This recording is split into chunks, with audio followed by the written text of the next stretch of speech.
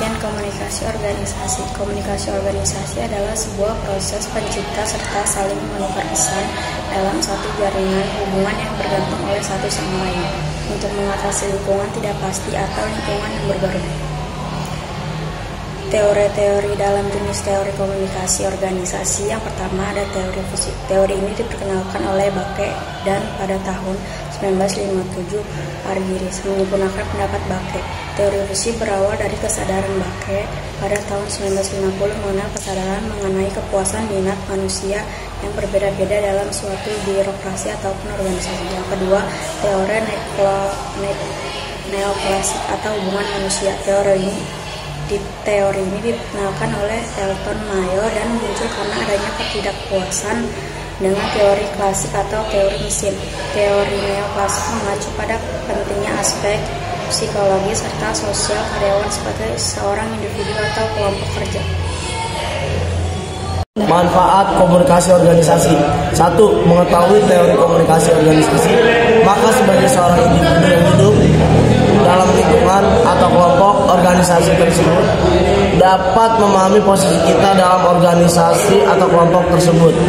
Mengetahui teori komunikasi organisasi dapat membuat seorang individu menyesuaikan diri serta menyampaikan diri dengan baik dalam organisasi. Konsep komunikasi organisasi. Yang pertama, proses.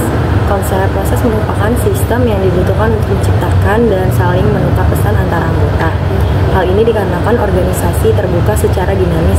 Konsep ini terjadi secara terus-menerus hingga mencapai tujuan dan menciptakan tujuan yang baru dirumuskan oleh organisasi tersebut.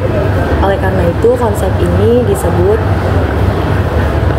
sebagai konsep proses terjadinya secara terus-menerus.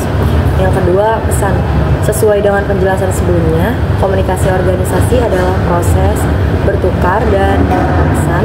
Oleh karena itu, pesan adalah yang penting dalam organisasi. Yang ketiga, ada jaringan.